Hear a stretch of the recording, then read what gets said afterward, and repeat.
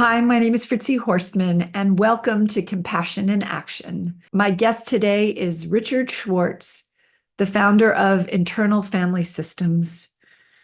Dick Schwartz began his career as a systemic family therapist and an academic. Grounded in systems thinking, Dr. Schwartz developed internal family systems in response to clients' descriptions of various parts within themselves.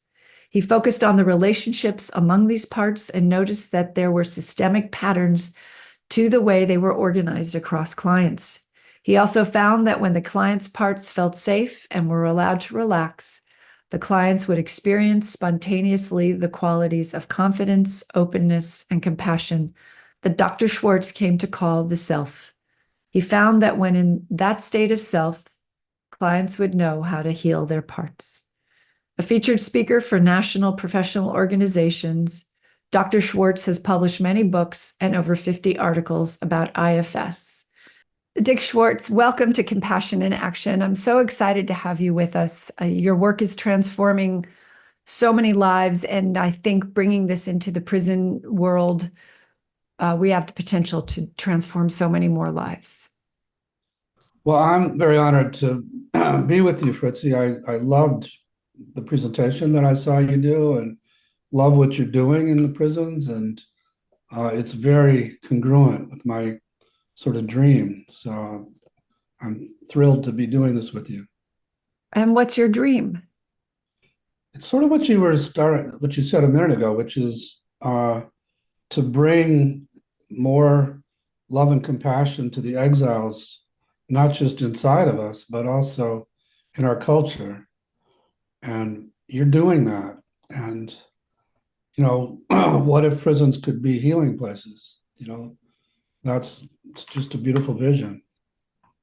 Yes, and I think, we bring them all the healing modalities there are, like IFS, which is one of the things I'll want to talk to you about later. So let's start with this quote because people don't know what exiles in IFS are, and so we have a lot to unpack. But this is the quote that struck me. In the IFS map, the protected parts are called exiles because they are the vulnerable ones that we try to lock up in inner prisons or leave frozen in the past. So can you explain to us what exiles are and what frozen in the past means? Yeah. So, first, my belief is that we're all multiple personalities in the sense that we all have these little inner, what I call parts, other people call sub-personalities, and that they're all good when we're born. And I just wrote a book called No Bad Parts. It's really true. They all have valuable, thank you, qualities and resources to lend us in our lives. But that trauma and what's called attachment injury, so bad parenting and a variety of things force them out of their naturally valuable states into roles that can be destructive. And some of them, the younger ones, are very sensitive inner children who are the ones who get hurt the most by the traumas and the bad parenting and the bullies in the world and all the slings and arrows. And so before they got hurt, they would give us these delightful qualities like playfulness and joy and creativity and openness and so on. But then once we get hurt, now they take in the pain, the emotional pain, or the sense of worthlessness and shame, or the terror from the trauma. And once that happens, they have the power to make us feel all that because they carry those what we call burdens. And so we don't want anything to do with them. And so we try to lock them away inside inner basements or inner prisons in a way, thinking we're just moving on from the trauma, from the memories and sensations of it, not realizing that in the process of doing that, we're abandoning our most precious qualities just because they got hurt. And so that's what we're calling exiles. And I just want to highlight what you just said. We're abandoning some of our most precious qualities, but also some of our most precious humans, right? So That's right. it's a similar instinct to want to exile the parts of us, Right. either in society or in ourselves, that we don't want to look at, we don't want to deal with. Exactly. Now, I'm very into the parallels between how things work in this inner world and how they work in our culture. Yes, and but that's the, and we want to, we have protectors in the prisons who keep the exiles from expressing themselves. That's right. And but the protectors, we'll get into the protectors, but they have their own issues as well. And the life expectancy of an officer is 59 years old. So it's Right. Yeah. the role of the protectors, as I would say, is harmful to the self as well. Totally. Yeah. No, and that's true of these protectors inside also, because they're under pressure and they're straining all the time and they worry and yeah. Yes, and I guess protectors, they keep the exiles contained and keep the outer world from hurting them. From So, hurting themselves. Yeah. right, so this is this is the dynamic that we have in prison, which we have to, like, we are unpacking, like, it's another system, right? This is the internal prison system that I'm working with, IPS, your IFS. So can you give us, would you mind giving us a bigger roadmap of the internal family system? Because we just touched on exiles and protectors, but there's a whole world that a whole family that we need to explore. Yeah. So uh back in the day, my clients taught all this to me. So uh when I couldn't get the kind of outcome I wanted, I was doing an outcome study with family therapy, and my clients weren't cooperating. They weren't getting better. So I began asking why, and they started talking this language of parts. And so I got curious because I hadn't studied psychoanalysis. I didn't have a lot of presumptions about what they were talking about. So I just had to be very, curious and open to what they were teaching me. And what they taught me, to skip a lot of steps here, is that yeah, they all have these parts. These parts have relationships with each other. Some are polarized with each other, so they're fighting inside their heads all the time. And and others, like we just talked about, have been locked up inside. We call the exiles. And I come from what's called a systems background, so I was very interested in studying external family systems, but then bringing that thinking to these internal families. And so I was looking for distinctions among them and so on. And the big distinction that leaped out immediately was between these exiles and then the parts that were protecting them that we call protectors. And again, it's not the nature of these parts to be in these roles. These are parts that would like to do something entirely different, but got forced into these roles because when you get a lot of exiles, you're much more vulnerable and you need much more protection. So a lot of parts then become protectors and will try to protect you, for example, by uh, by making you look good all the time so people don't reject you, or by taking care of other people and not taking care of yourself, or by you know managing, keeping you in your head so you don't feel much in your body, Mhm. and so on. There's a lot of common, what we call manager roles. And these are the parts that day to day are trying to keep you intact and help you make it in life. And, but when you have a lot of exiles, you're going to get triggered despite the best efforts of these managers. And when your exiles get triggered, it's terrifying sometimes because it's like these raw flames of emotion threaten to overwhelm you. They just come bursting out of where you've got them locked up. And it feels to some parts of you like you're going to die if you feel any of that. And so there's another set of protectors who impulsively go into action to deal with that emergency and try to get you higher than the flames, or try to douse them with some substance, or distract you somehow until it all burns itself out. And we call those protectors firefighters because they're fighting these flames of exiles emotions. And most of us have a bunch of those. The more exiles you have, the more you need a kind of hierarchy of them, so that there are some firefighters that are kind of mild, maybe, but then as you go up the hierarchy, they get more and more extreme, to the point where at the top of the hierarchy is suicide for many people, for example.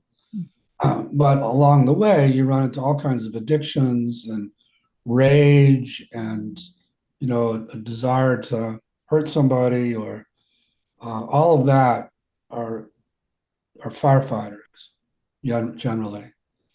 And then there's a big fight between the managers and firefighters, because the firefighters take you out of control and make everybody angry at you and get you put in prison. And the managers are trying to keep you in control and please everybody. And so they're shaming you all the time for having these firefighters. And then the outside world is shaming you all the time for their firefighters. Mm-hmm. But the poor firefighters are just doing their job. They know you can't handle, or they think you can't handle the exile's emotion. So they've got to jump out and get you out. So that's the map of that inner territory of parts. The big deal about IFS, though, is I stumbled onto the discovery that as you work with these parts, and you get to see them as not you, as parts of you, Mm-hmm. a little separation from them, people spontaneously enter a state that I call the self, with a capital S, in which they suddenly, out of the blue, whereas they hated the firefighter that got them put in jail, for example, now they have compassion for it and they want to help it, or they want to get to know it, and they want to help it not have to do this job.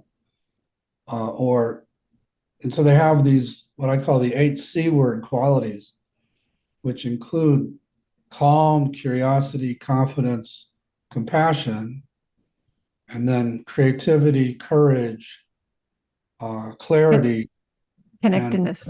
yeah. And so the big deal about IFS is this knowledge that that's who we really are. That, so many prisoners feel and have been told that they're basically bad, or they've been given some pathological diagnosis, but that's not who they are. That there is this pure, wonderful essence inside of everybody, and can be accessed pretty easily, it turns out. And when they're in that state, they know how to heal themselves. They start to work with these parts, and people take over the sessions and just start to do the healing of their parts. I'm going to read this quote, what you say about the capital S self. You say, not only are we much more at our core than we could imagine, but the very aspects of us that we thought proved our worthlessness are actually diamonds in the rough. We are inherently good through and through. Right. And so that's that when I walked into the prison for the first day, I thought, these aren't bad people. These are good people. These are wonderful people. Yeah. And we just don't like what they did. And Yeah. just like we don't like the things that we are capable of doing. So, Yeah. And what they did, you know, a lot of times were very harmful to other people, but we're driven often by these firefighter reactive parts and what I call the burdens that they carry. So as you go through life and you have these traumas, parts of you take on extreme beliefs and emotions that came into you during the trauma. Mhm. And as you said earlier, they get frozen in that time. So they live as if you're still 11 years old and you're still being beaten up by your father or something like that. And that the world is still that dangerous all the time. And that they took in some of the rage from your father to try and protect you from your father. And then they get stuck with this explosive rage all the time. And so, but the part who's carrying that isn't that. It just got stuck with that father rage. And it's possible to unload that. And when you do, that part will transform into who it's really is, which is always valuable. So yeah, Yes. it's a very different paradigm for understanding people, particularly people who have caused harm. Yes, and arguably, we all have caused harm. We've all said things and done things that hurt other Sure. people. And Sure. so we have to also look at that collectively, that we are all have exiles and firefighters in us. Some of my firefighters that just so we can make this a little more personal, because I think that helps illustrate. I was bulimic. I used to drink. I was very reactive to criticism, and it's diminishing. And actually, our session that we did, I think there's been a shift already in my life from the work that we did. And one of the things I noticed in prison, I asked a question one day. I said, how many people here believe that they are on their own when they were a kid? Most of the hands are raised. And so that, I believe, is the beginning of is it the exile or the firefighter? But that belief that I can't trust anybody, I'm on my own. It's both. There's a boy, most of these guys are men, I assume, but there's a boy who feels totally alone and powerless and uh, sort of terrified. And then at that same age comes the protector of that boy who's going to make them feel stronger and do whatever it takes to survive. And some of that involves not caring about people or what the consequences are. So it's both that get frozen in those times. Yes, and I think that's a really important piece, is that we are now hyper vigilant. We are now in a state of fight or flight, which is an exile state, right? It could be either. It could be a firefighter. The fight is the firefighter, and the flight sometimes is the exile, but it could also be a protector. Yeah. Well, but the flight is the firefighter also, with the alcohol and the addiction, right? Yeah, totally. Yeah, the firefighter is managing this perceived threat. Yeah. Yeah. It's it's managing it, but it's doing it in a very impulsive way a lot of the time. Yeah. Yeah. So So yeah, sorry. you go. So you say there are no bad parts. And this is a very controversial thing to say, because some people in prison have done some horrendous things. They've murdered people, and they've abused children. They've done a lot of things. And so how do we, and I agree with you this. I agree with you with this idea that there are no bad parts, that these parts need to be healed, really, and looked at. So how, when somebody has a part of themselves that, let's go with the sexual predator, because that's a big one, Yeah. especially for people in prison to wrap their heads around. Um, how can we reconcile that, as a no bad part? Yeah. So that was my question back. I discovered this model. You mentioned bulimia. I was working with a population of bulimics, and I thought, okay, as we got to know their parts, okay, so that binging part isn't so bad. It's just trying to help. And the critic also is turns out not bad either. okay, so maybe they're not bad, but what about parts of people that molested little kids or did heinous things like that? And so I actively found a place where I could consult a treatment center for sex offenders, and I for a couple of years worked a lot with sex offenders around this with using the model. And we would have them focus on the part that did the offending and just get curious about it, which took some work because they hated it and they felt terribly ashamed of it. So we had to get all those parts to give us the space to just get curious about it. And then once they did, and they started asking it questions and asked where it was stuck in the past, they would see scenes of themselves as boys where they were being perpetrated.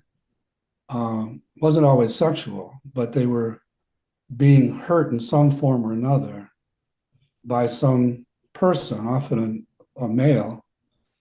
And this poor part, who was desperate to protect its person Mhm. from the perpetrator, said, "Who has power in this room? It's this guy doing this to me. I'm going to take in his energy to protect my person from him." And so these parts get stuck with that impulse to hurt vulnerability. And then they'll team up often with the sexual part and then kind of throw a coup. They can take over a person's system with that coalition. And um, and so, I've talked to so many people that have done these bad things who said, "I hate myself for doing that. I tried desperately to not let that happen, but I couldn't stop it." And it's because of that coalition. So the good news about all that is once you get to them and you're not hating on them all the time, it's possible to get them out of where they're stuck in the past in these bad scenes and help them unload those impulses and unload the energy that they took in from their perpetrators. So there's that. And then there's also, we ran into people where it was clear that the impulses didn't come from their lifetime, but were what we call legacy burdens that had come down the generations from their ancestors. And so we have a way of unloading that stuff too. So yeah, go ahead. What's a coalition? Because it's several exiles. Is that what I'm Well, understanding? several protectors. Oh, So several protectors. yeah, so often this protector who carries just hypothetically, the father is energy, who is the perpetrator, now wants to hurt vulnerability, wants to hurt kids, Hmm. but can't take over because there's too many managers holding it back. But I it see. finds that if it teams with the sexual part, then it can have more power to take over. And so it becomes a sexual perpetrator. Oh, I see. Wow. Yes. But worthlessness. So worthlessness is, I would say, one of the key messages, not only that these exiles have, as and for me too, I felt worthless as a little girl. So, No, and I think this is like a through line through most of the people in prison and our society. Anybody who's drinking, anyone who's shopping compulsively has got some worthlessness going on of some sort. absolutely.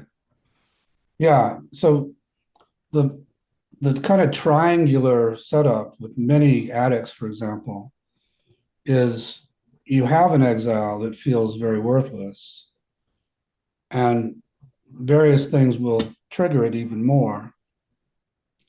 And when it gets triggered, you have to get away from it because you can't stand that feeling. And because that part will pull you back into those scenes where people are telling you you're worthless, or somehow it got that burden. And so for many of us, we just can't stand to feel that again. And so to get away from that, you've got a firefighter who's going to make you feel good about yourself, or get you high so you don't feel any of that worthlessness anymore, or give you the courage to go out and find some, sexual partner who's going to make you feel valuable, Yes. something. And or to binge to get away from that worthlessness on food. And then you've got this manager who felt powerless to contain that firefighter and is furious with you for letting it take over, Hmm.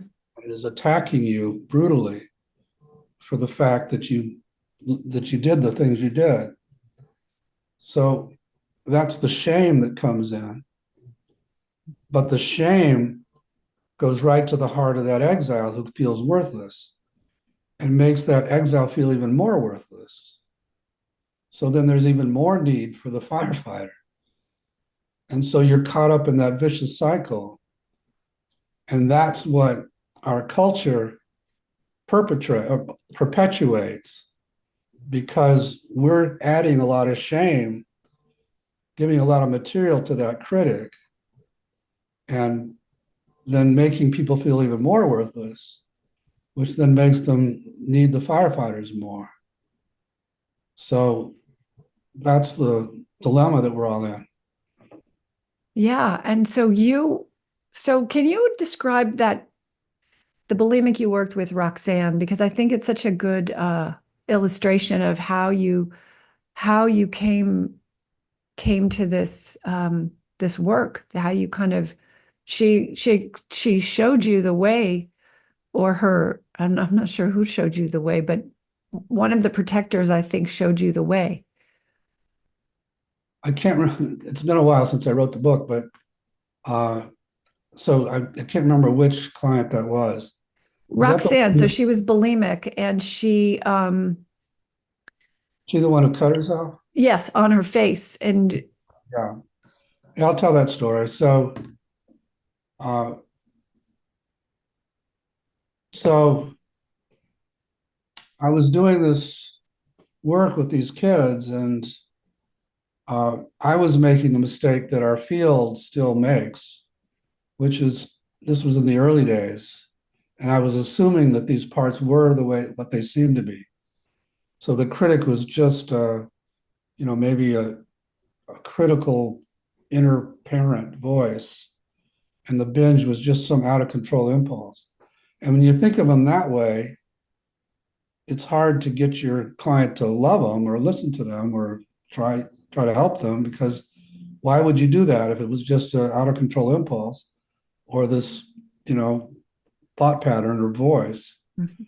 So I was trying to get my clients to stand up to the critic and control the binge, and it was not working. They were getting worse, but I didn't know what else to do but tell them to do it more and do stronger and so on. And I had one client who, in addition to all that, cut herself on her wrists, and had to show me the open wounds every session, and it drove me crazy to have somebody do this on my watch. And so one session, I said, we're not going to let you go out of my office until this cutting part agrees not to do it this week.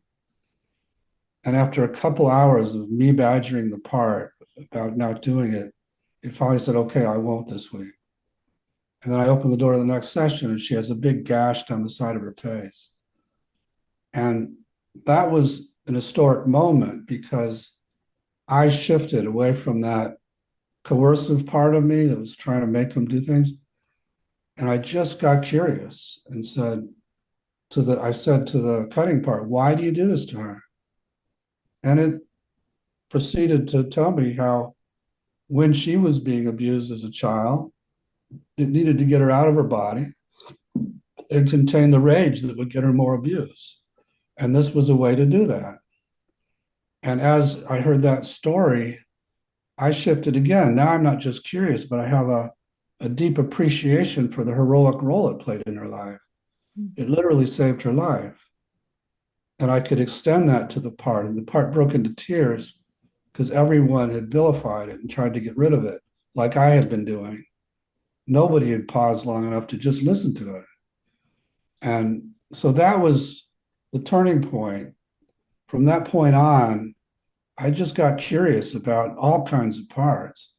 And when you do, and they really trust you're not trying to get rid of them, they'll tell you their secret history of how they got into their roles and how much they've really been trying to help and how much they're stuck in certain places in the past. So yeah, that was the onset of the model. And if you want to, I want to just highlight what you just said. No one paused to listen. Right. And these are our exiles in prison as well. Nobody is pausing to listen. Just listen to what's going on. And that's, that's where the self is allowed to, that the self got to show up once you started to listen, right? That's what we're seeing? Yeah, that's a bit of a different story. So when I was, once I got hip to the fact that these parts deserve to be listened to, Hmm. I started to try and do inner family therapy. So I would try to get my clients to listen to the critic, for example, rather than fight with it.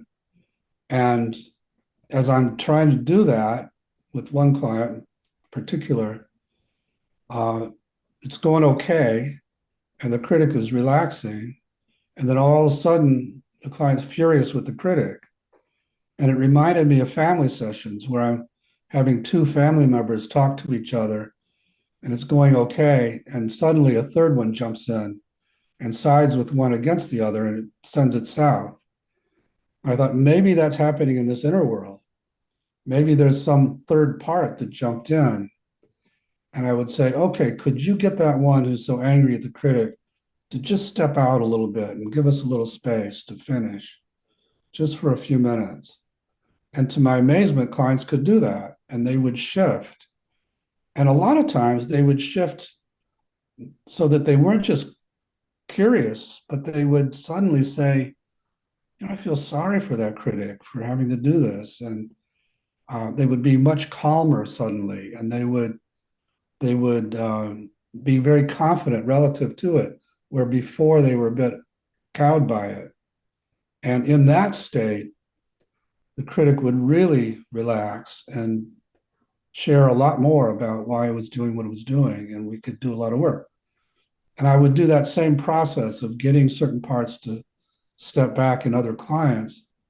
And lo and behold, the same person almost would show up, pop out with those same qualities of calm and curiosity and confidence and compassion. And then the other four that I mentioned earlier. And so that was amazing to me because I'd been taught in psychotherapy world that to have any of those qualities, you had to have gotten them from another person. You had to get good enough parenting when you were young, or if you didn't get it from a parent, you had to get it from a therapist at some point, or that it's not inherent in you. And so this amazed me because I was working with people who not only didn't have good parenting, but had been tortured, literally tortured on a daily basis. How could they have these qualities in them that would pop out so suddenly?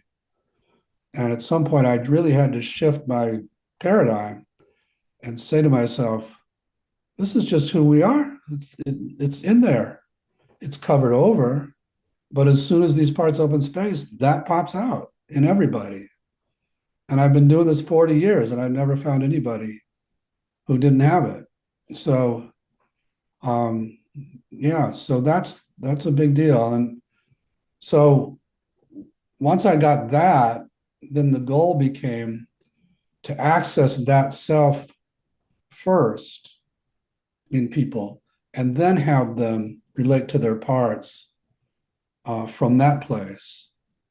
And my job was really just to help them access it and then kind of sort of co-lead with their self the healing process inside the client. Right. But there's a thing about just helping the client discover their authentic self, right? Yeah, Their true self. So you giving them that, just having this conversation and having people hear this, I think is a good first step as well. Just being able to be aware that this exists in all of us. that's right. This That's is, yeah. that by itself is enormous. That these parts aren't who we are, that there is this essence, and that the parts aren't even what they seem to be. That Yeah. that there's no bad parts. Yeah, so it's a totally different way of understanding the mind and personality, and it's non-pathologizing, it's empowering, and it's all real. I mean, we've been doing this 40 years, and we have outcome studies to show it. I'm going to ask you about that in a minute, but um, I just want to put this quote in there just so we can further emphasize what we just said. You say we locked the exiles away, not realizing we're locking away our juice, our creativity, our innovation, our transformation. So this is the part of us that gets shut down because of the violence and the trauma that we've experienced. We shut ourselves down and away from this juice that you talk about. But that's inherent in all of us. Yeah, that we all have those parts with those qualities, and you know, it's sort of insult to injury for those parts. They get injured because they're the most sensitive and they get hurt the most. And then the injury is we abandon them. We lock them away, thinking we're just moving on from the trauma and not realizing that in doing that, and you know, everybody around us says, don't look back, just move on. But in doing that, we're not just moving on from the memories, we're abandoning the parts of us that got hurt the most, which, as I said earlier, are our most juicy parts, the ones that make life worth it. And and then you become kind of hollow. You don't have much access to that anymore, and you're dominated by these protectors. Yes, and we're forgetting who we are because we think we put this other identity on ourselves, like I'm no good, I'm worthless, I'm no one. And this this magnificent person is not getting full expression. The other thing is we're living in the past. We stay in the past, which is, I think, a really important point. Yeah, if I were working with one of your protectors, maybe the binging part, if it's still around or something. It's not. Do I have a workaholic part of me that still shows up sometimes. you want to do a piece of work with it for a second? Sure, if you have time, yeah, if Okay. you're okay, if you're okay. All right, Fritzy, then just focus on it and find it in your body or around your body. Okay, I think I have it. Where do you find it? It's in my stomach, but it's also kind of up here in my chest. Okay. And how do you feel toward it as you notice it? Um, Part of me is grateful for it, but part of me is really exhausted By it? by it. Yeah. Yeah. So we can understand that, but let's see if the one who's exhausted could relax back for a while and let us just get to know it. So see if you can lead with the appreciation and also some curiosity about it. Yeah, I'm appreciative because we're getting a lot of things done. Yeah.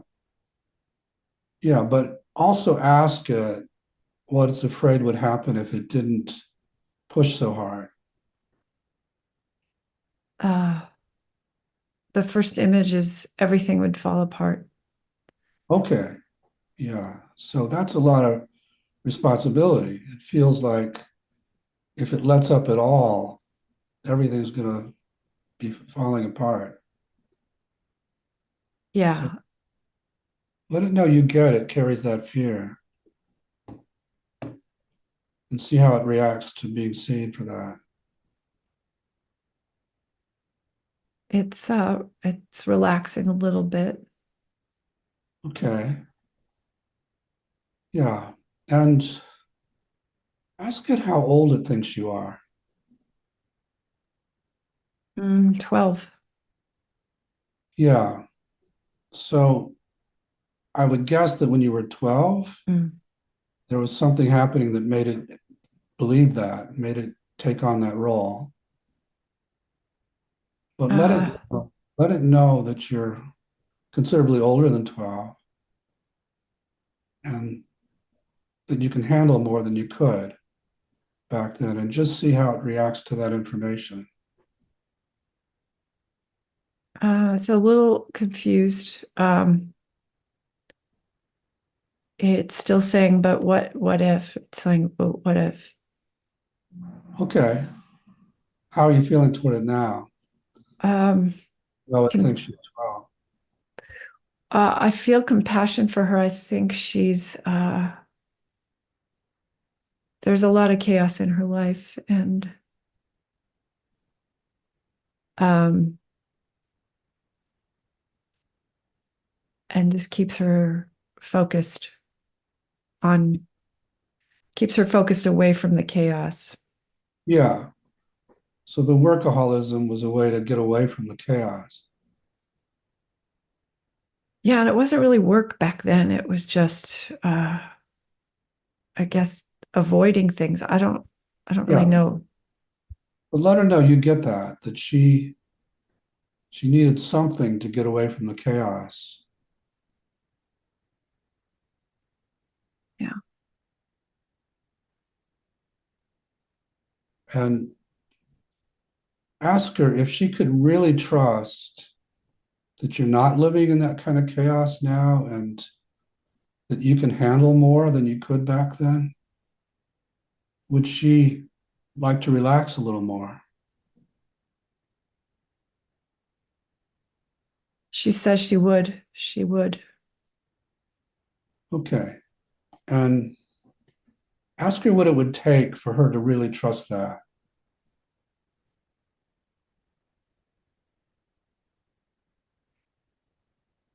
Hmm. She doesn't know. Okay. But you're still feeling a lot of compassion for her? Yeah. Okay. So ask if she does feel like you really get how chaotic it was back then. Or if there's more she needs you to feel or see or sense about it. Oh, so she just said, I react too dramatically to chaos now. Like when the dog barks, I get tweaked out. And Yeah, yeah, it's because she's still living back there. Or other parts are. yeah, But ask her that again. Does she feel like you really get how chaotic it was and how bad that was for her? yeah, she gets it. Yeah. She feels like you get it? Yes, she feels like older Fritzy gets it. Yes. Okay. All right, then I'd like you to go to her in that time period and be with her in the way she needed somebody. Mm. And just tell me when you're in there with her. I'm there. How are you being with her? I'm sitting next to her and I'm stroking her shoulder. How's she reacting? She feels safe. Good. So let's just hang with her that way until she really trusts that she's safe and not alone anymore. and that you're going to be taking care of her now.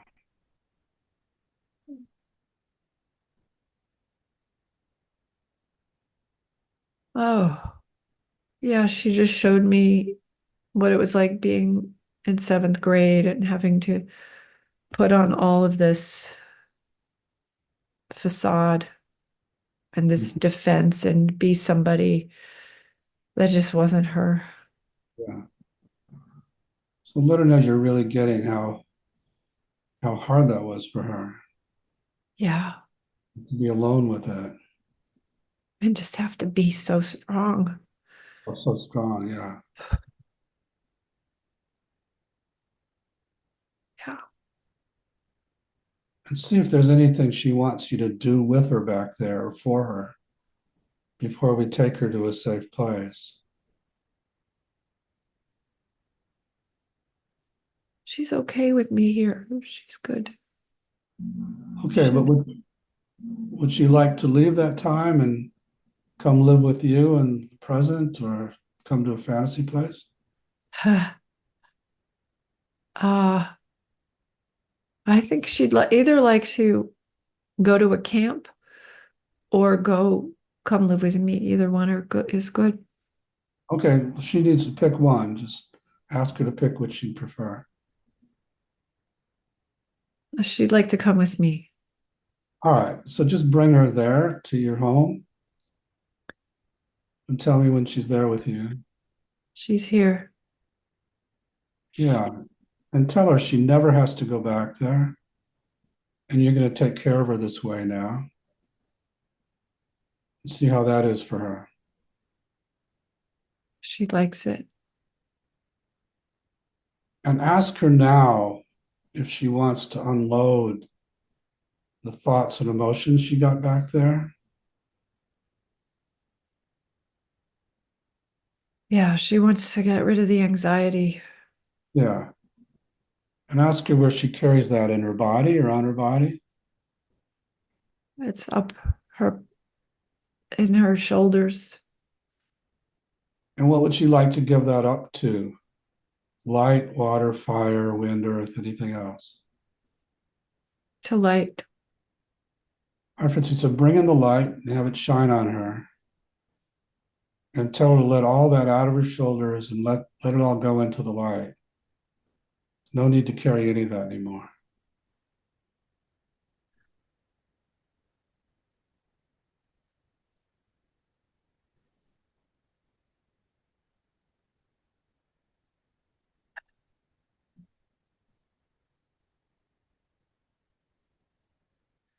Ah, she feels better. Good. That's great.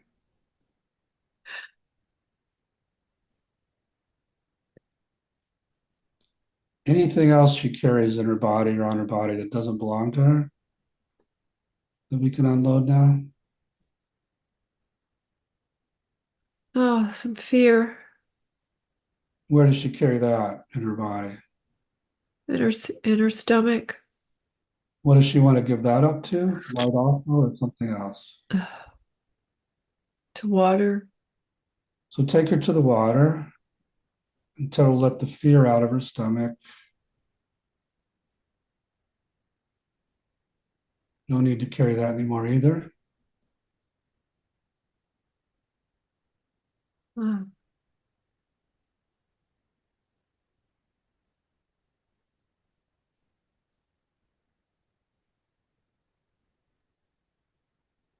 How's she doing now?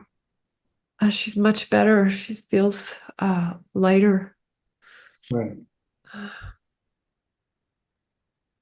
Yeah, and ask her now about the need for her to take over and drive you this way or not. No, she's fine. She would just like to sing. What to say? Okay. How's that sound? That sounds good. And play piano. Huh? Yeah. So let her know that you're going to let her do that now instead of have to work so much. Yeah. And draw. Draw. Huh? Yeah, that's the creativity. Yeah, So does that feel complete for now? it really does. It feels really, really good. Yeah. Yeah. So thanks for being so vulnerable and letting us do this. And um, this was great, but it's important to follow up and to meet with her every day for a while and just let her know she can draw and piano and anything she wants, and that you can handle the work. Yes, I can handle it responsibly. Yeah, My true self can handle this work. exactly right. And Huh. things aren't going to fall apart, and you're going to be on it. You're not. It's not like you're a slouch. Not yet. Um, I have a question. Sure. We already did one of these with me a few months ago or a month ago. Yeah. And how many parts are there? I mean, how many exiles are there? It's like, is this, I mean, it feels like a different part of me. There were two of them. One was the 8-year-old girl, and now there's the 12-year-old girl, and it's a different. Yeah. Most of us have lots of them. Depending on how hard your life was, uh, you could have 20. So yeah, I'm still finding some parts in me. I've been doing this 40 years. And I'm very different. I don't have any of the symptoms I used to have, but my wife can still trigger parts uh, that I need to heal. So Yeah. And so when she triggers a part of you, do you even know what that part is, or you just know you're triggered? I just know I'm triggered in the moment, and then I'll go away and I'll focus on it and I'll find it in the way that we just did, and I'll get curious about it and I'll do a piece of work with it. And so she becomes what I call my tormentor, with a hyphen between the tor and the mentor. Ah. By tormenting me, she's mentoring me about what I need to heal. And there's that quote, no one can hurt you without your permission, right? Sort of, yeah. I mean, there are people that can, but if they hurt you, that can be a lesson. It can be, Yeah. something that you can fix. Well, I've come in my journey, I've noticed that anything that triggers me is something that isn't that I haven't worked on yet. That's right. That's Yeah, the juice for me to work on next. yeah. So yeah, so IFS becomes a kind of life practice that way because you're checking, like you're going to follow up with that part every day, and the other part, the 8-year-old, and then as new things get triggered, then you're going to find those and help them. And as you do that, become less and less of a burdened person and more of a self-led person.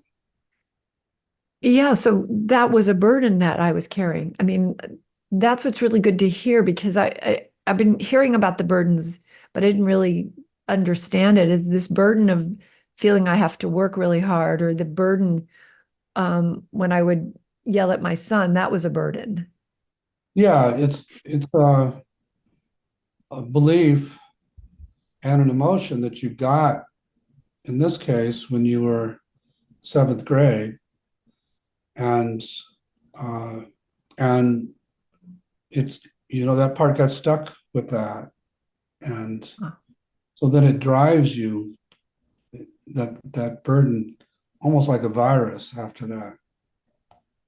Yeah, and but it's same with people that commit crimes, right? So there's that burden too, that Oh, burden of I've got to have power over this person or this situation or whatever or I don't have any money, so I'm just going to do what I usually do. yeah, yeah. Parts carry those burdens, and it's the burdens that drive people to do extreme things. And when you unburden, then you don't have that same impulse. And you talk about generational burdens like racism. I mean, I think that's a generational burden, or um, child abuse or child molestation. I think those are all things I could feel from my mother without her ever touching me. Yeah. Um, Those are what we call legacy burdens that come down through the generations and that we get stuck with. And if we don't heal them, we'll give them to our kids. yeah, so this is work for all of us. So we're dealing with 1.8 million people that are in prison and jails in the United States. So this is what we're working with. Um, and this work is so valuable, and you can see it just for me in my little problem of being a workaholic is a problem. You know, I got shingles this year because I didn't take care of myself. No, you're going to burn out. Absolutely. Literally. And so, but my problems are nothing compared to the problems or the burdens and the exiles that our dear friends in prison are living with. Totally. So what is there something we can do? Is there something they can do? What can we do to bring them this work on some level? I don't know. I know you have meditations. I know you have some things. Yeah, I have some meditations. What we're working on, we have a couple projects to try and bring it more directly to the public. And one of them may wind up being a kind of AI app that Mm. can do that pretty well. Oh, wow. And we're finishing up a workbook. So Okay. there are a number of ways we could bring it into prisons if people wanted to, a number of ways that people can actually do this on their own. Oh, wow. Okay. Well, I have some ideas to throw out at you after this conversation. But another thought I had is if I can figure out a way to get somebody on the phone with you that is in prison, could we do a session with them? I would love Or, to. Yeah. okay. All right. I'll figure it out. Maybe there's a prison I can work with that will help me facilitate this. No, I would love to do that. And Amanda can help facilitate it. Okay. I think that would be so profound. And before we go, I know it's there. I just want to emphasize the idea of the self. That the self, you say, the self being having all the wisdom and knowing what it needs to heal. We are Dorothy in the Wizard of Oz, right? We have everything we know. We just need some guidance. And, you know, just like Dorothy, she had mentors to lead her through her journey. And So, you are one of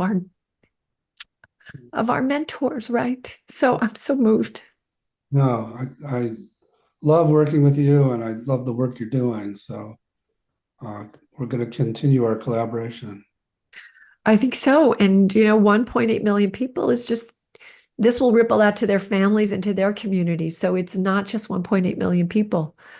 And, you know, you've healed so many people in the world, and we're going to get this piece next. So thank you, Dick Schwartz, for your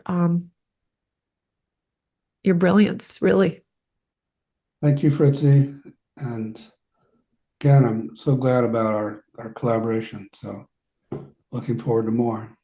Me too. Thank you. Welcome.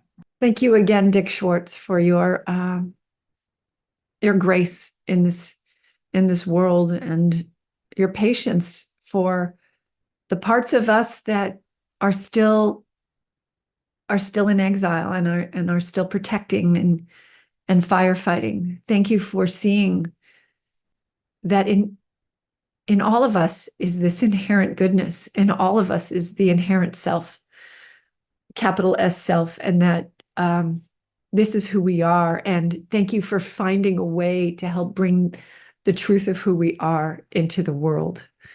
I am inspired by you, and I'm inspired to find ways to bring this work to the people in prisons and to the people to our returning citizens.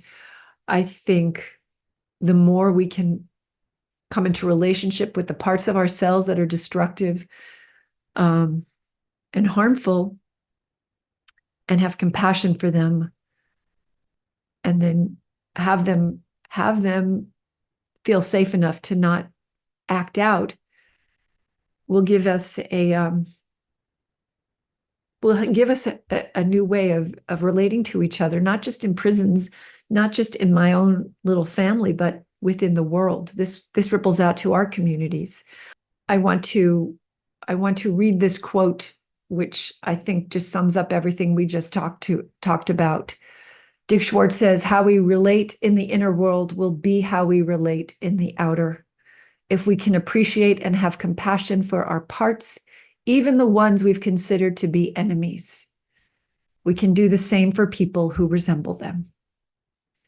And that's my work, and that's your work, Dick. And I think on some level, this is all of our work. So if you enjoyed this podcast and YouTube video, please like, subscribe, and share, and visit our website at compassionprisonproject.org, where you will find information and other podcasts. And if you feel like it, donate so we can continue our work on so many levels.